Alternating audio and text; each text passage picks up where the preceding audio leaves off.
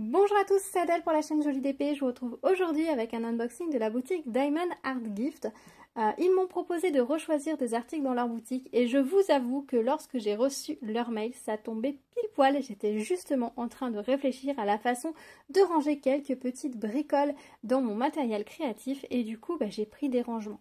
Donc ça va être une vidéo spéciale rangement. On va regarder tout de suite ce que j'ai pris. Donc il y a un gros rangement et un tout petit rangement. On va commencer avec le gros rangement. Alors c'est pas une nouveauté en soi, hein. C'est un rangement que vous avez vu, revu et re-revu.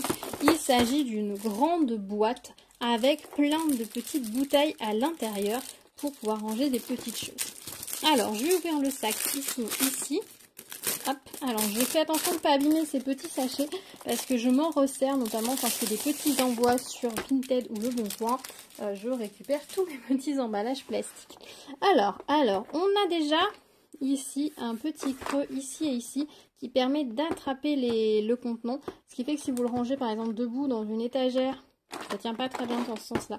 Debout dans une étagère ou à plat, vous avez une bonne prise en main, c'est plus creux. Donc vous pouvez facilement attraper votre boîte sans l'échapper. Donc ça c'est plutôt pas mal. On a les petits systèmes d'ouverture comme d'habitude et on a toutes les petites bouteilles. Alors je sais plus combien il y a de petites bouteilles dessus. 77 normalement. Alors ça c'est un petit peu renversé. Alors, vous savez que moi, pour le diamond painting, je n'aime pas les grands rangements comme ça prend beaucoup trop de place sur mon bureau. J'utilise des mallettes un peu plus petites. Après, je fais rarement des toiles avec autant de couleurs, mais j'en avais besoin pour ranger autre chose. Alors, j'espère que ça va convenir. Ça va être un test. J'espère que ça va convenir, mais je pense que oui. Hop, j'essaie d'enlever un petit peu des flaques pour essayer de récupérer mes étiquettes. Hop, sans tout faire tomber. Hop là, et j'ai tout fait tomber. Alors, les avantages de ces petites bouteilles, c'est qu'elles sont transparentes et que le dessus est presque transparent. C'est un peu rayé, façon vert poli, mais on voit plutôt bien ce qu'il y a dans les petites bouteilles, donc ça c'est pas mal. L'inconvénient, c'est que les bouteilles dansent. Les petites bouteilles dansent dans tous les sens. Vraiment. Donc c'est pas forcément le plus facile de toutes les ranger, mais ça n'a pas forcément beaucoup d'importance. Alors moi j'ai pris ce système là pour ranger mes perles. J'ai beaucoup de perles de rocaille, donc beaucoup qui me datent de mon adolescence. Et c'est dans une panière où tout est en vrac et j'en ai marre. J'avais envie d'avoir un système où ce soit un peu plus net pour pouvoir plus facilement m'y retrouver. Alors pourquoi j'ai choisi des petites bouteilles? Tout simplement parce que quand on fait des perles, ça peut être sympa d'avoir juste à vider comme ceci, de pouvoir travailler, prendre les perles dans le petit bouchon. C'était plus pratique. Il y avait des grosses boîtes tic-tac carrées qui auraient pu être très bien parce qu'elles étaient un peu plus grandes au niveau de la contenance et elles étaient plus stables dans leur boîte. Mais on n'avait pas ce couvercle en fait qui permet de verser les perles dedans. Ce qui voulait dire que si je travaillais avec, j'aurais besoin de contenants supplémentaires pour mettre mes perles quand je les verse. Là, ça me permet de pouvoir verser mes perles et travailler. Alors bien sûr, si je veux faire un grand collier, etc., je ne vais pas utiliser ces petits couvercles, je vais utiliser une barquette beaucoup plus grande. Mais si j'ai une couleur ou deux où je veux juste prendre une petite perle par-ci par-là, ça va largement me suffire. Donc ça me permet d'avoir du tout en un. 77 bocaux, ça me paraît, bouteilles pardon, bocaux, c'est un peu gros. Bouteilles, ça me paraît très bien pour pouvoir ranger mes perles. Alors je ne pense pas avoir 77 couleurs, quoique, je ne sais pas. On verra quand je vais tout ranger, mais ça me paraît plutôt pas mal. Ah, elle a eu un pet ici, elle est légèrement, je sais pas si vous allez voir, on a un trait, c'est, ça n'a pas l'air d'être cassé complètement. Mais ça, c'est à la limite, c'est pas très grave. J'ai envie de vous dire, je l'ai pas payé, donc je vais pas râler. Si vous l'avez acheté, évidemment, faites un signe au vendeur qui vous propose peut-être un remboursement partiel ou total. L'avantage, c'est que si je retourne la boîte pour pouvoir voir les perles, je les verrai bien, puisque du coup les fonds sont transparents et elles ne vont pas bouger. Une fois qu'elles sont toutes dedans, ça va, ça bouge pas trop, ça peut pas se renverser. Donc ça, c'est plutôt pas mal. Ah si, si ça peut se renverser. Il faudrait une bouteille ou deux de plus. Mais bon, au pire, je mettrai un petit quelque chose pour caler. Et puis voilà. Mais voilà, je suis très contente. Ce rangement est plus gros que ceux que j'utilise en Diamond Painting. Ça ne me gêne pas dans le sens où je ne vais pas les ranger au même endroit. C'est rangé ailleurs, donc le fait que la boîte soit plus grosse, c'est pas grave. Ici, on a le petit truc qui permet de le suspendre sur un présentoir de magasin. Ça, moi, je vais le couper net parce que j'en ai pas besoin et que ça va me gêner pour le ranger. Et on a 2 planches d'étiquettes. 1, 2, 3, 4, 5, 6, 7, 8. 2, 3, 4, 5, 6, 7, 8. 8 x 8. 64.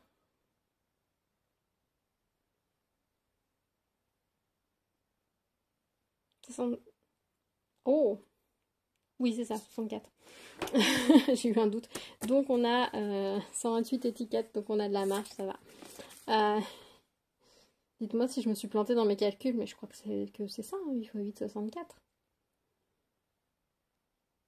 8 x 9, 72, 8 x 10, 400, donc, 80. Donc oui, c'est ça. C'est ça, j'ai le doute. Donc voilà pour ce premier rangement, donc ça je suis contente de pouvoir ranger. C'est vrai qu'en ce moment je cherche vraiment des solutions de rangement pour beaucoup de choses. J'ai longtemps fait avec ce que j'avais. C'est-à-dire que pendant très longtemps, eh bien, j'utilisais l'écoutement des perles que j'avais déjà.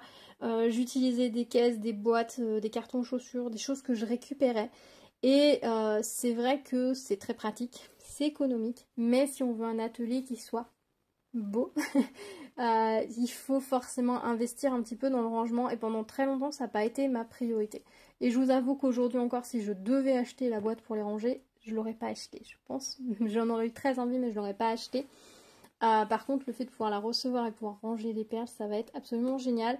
Une fois que mes perles seront rangées, je pourrai comme ça plus facilement voir lesquelles j'ai. Je pourrai plus facilement envisager d'en insérer dans des projets en broderie, etc. Donc ça, c'est vraiment chouette. Là, j'attaque par les perles de rocaille, mais j'ai plein d'autres perles à ranger, donc c'est pas impossible que je prenne d'autres contenants de ce genre pour ranger d'autres perles, d'autres choses que je veux conserver. Et puis il va falloir que je fasse du tri aussi parce que des perles pour faire des bijoux, j'en ai énormément puisqu'à un moment donné, je vendais des bijoux de ma création. Donc j'ai beaucoup de matériel, mais à un moment donné, ça sert à rien de tout stocker si je ne fais rien avec. Donc je vais, je pense, prendre le temps de faire le tri, de vraiment mettre rangé, proprement accessible les choses que je souhaite conserver, que je vais utiliser, et puis les choses que je ne veux pas utiliser ou que je ne pense pas utiliser, on va dire prochainement, et bien les laisser partir vers d'autres foyers, vers des personnes qui vont pouvoir s'en servir. Donc je vais commencer par les perles de rocaille et ensuite on verra pour la suite, mais j'aime beaucoup ce format 77 peau, c'est très bien. Pour le coup, avoir une grande boîte sur mon bureau pour travailler des perles ne me dérange pas, puisque là par contre la surface de travail est très restreinte. Quand on travaille avec des perles, on n'a pas forcément besoin d'avoir une grande surface de libre devant soi, donc même si le contenant prend un peu de place sur le bureau, c'est pas gênant. Alors que le diamond painting c'est l'inverse, la toile prend beaucoup de place, donc le contenant doit prendre une place minimum. Donc voilà, je suis très contente de ce système là. Alors peut-être que les systèmes Elisabeth... je sais plus comment ça s'appelle, avec les grands, les petits pots, etc. serait plus approprié. C'est possible, mais on n'est plus du tout sur le même budget et je sais pas si ce serait forcément plus pratique. Donc j'ai fait au plus simple et ce qui m'était accessible. Et le deuxième petit rangement que j'ai pris, alors c'est vraiment tout petit, la boîte valait 17,99 $, la grande boîte. Ce qui n'est pas excessif vu le nombre de bouteilles à l'intérieur et la qualité du plastique, parce qu'on est quand même sur une belle qualité qui va, je pense, durer.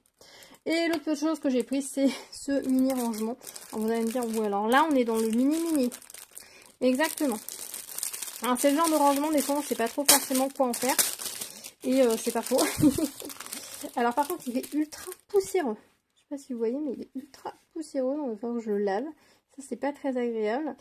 Les boîtes s'ouvre et se ferme très bien, donc là il n'y a pas de souci dessus. Alors le plastique est un peu grisé naturellement, hein. Certes il y a de la poussière, mais le plastique il n'est pas transparent non plus, il est un petit peu grisé de base, donc c'est normal qu'il soit un peu plus foncé. La qualité m'a l'air plutôt bien, quand on ouvre et qu'on ferme ça clippe bien, désolée pour les oreilles, donc je vais m'en servir pour ranger des petites choses je pense dans ma boîte à couture. Voilà. C'est vraiment pas épais, j'imaginais qu'elle était un petit peu plus haute, j'avoue, la boîte à l'origine.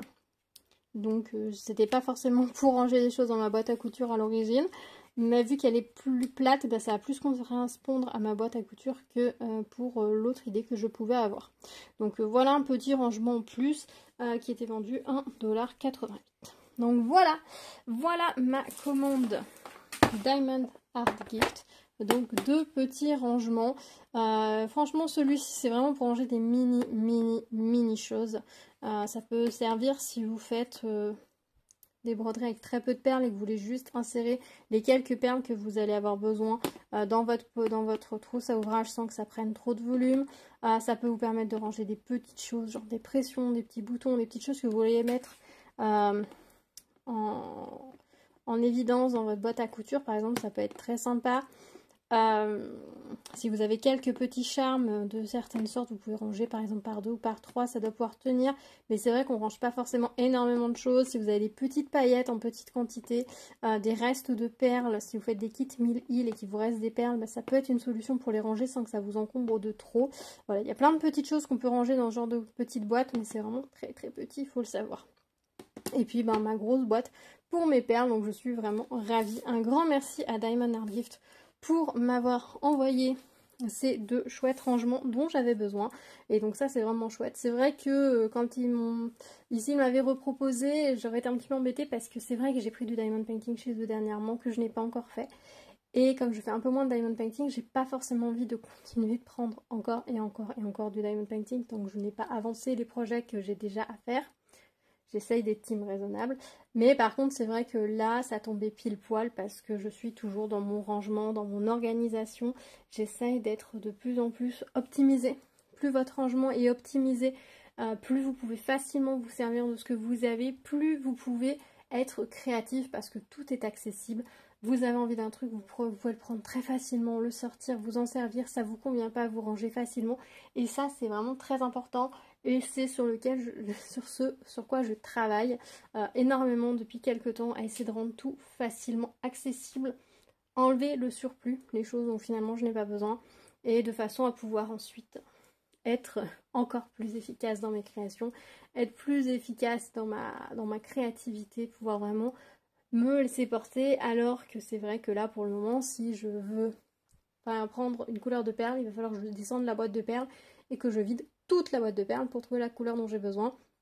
Ce qui est beaucoup moins motivant que de dire je tire ma valise et hop j'attrape la bouteille dont j'ai besoin. Vous voyez ce que je veux dire? Certes, c'est pas forcément très compliqué de sortir la boîte et d'enlever toutes les boîtes qu'il y a dedans, mais au final, ça plus ça plus ça plus ça vous décourage très vite. Voilà, dites-moi si vous aussi vous aimez avoir toutes vos affaires très très organisées ou si au contraire le bazar créatif ça vous convient bien. Est-ce que est-ce que peut-être faute de moyens, vous restez dans une sorte de bazar créatif ou de récupération, de fait avec ce que vous avez, pas par conviction mais juste parce que vous n'avez pas le choix. Dites-moi vous comment vous aimez organiser votre atelier entre guillemets. Je continue de tout ranger, d'organiser et puis je vous ferai un... Alors je vais mettre atelier entre guillemets étant donné que mon espace créatif est dans le salon bureau, donc il s'est rangé mais de façon assez discrète un peu partout, donc c'est pour ça que l'atelier est entre guillemets, voilà. Mais quand ce sera un peu plus clair, un peu plus net, quand je serai arrivée plus à ce que je veux, je vous ferai un petit tour si cela vous intéresse. Voilà, bah écoutez, je vais vous laisser, cette vidéo est déjà très longue pour 2 boîtes de rangement. J'espère que vous aurez passé un bon moment avec moi. Dites-moi vous aussi comment vous organisez, si vous avez des perles de rocaille, comment vous les avez organisées, rangées. Moi, j'aurais été folle quand j'étais ado d'avoir des boîtes comme ça pour pouvoir ranger mes perles. J'aurais vraiment adoré, mais ça n'existait pas à l'époque. Ou alors ça existait, mais pas accessible chez nous. Donc peut-être que je réalise un petit rêve d'ado maintenant. Peut-être. Allez, je vous laisse. N'oubliez pas de vous abonner à la chaîne, d'activer la cloche pour être au courant des prochaines vidéos. Je vous dis à très vite. Prenez soin de vous. À bientôt. Tchou tchou.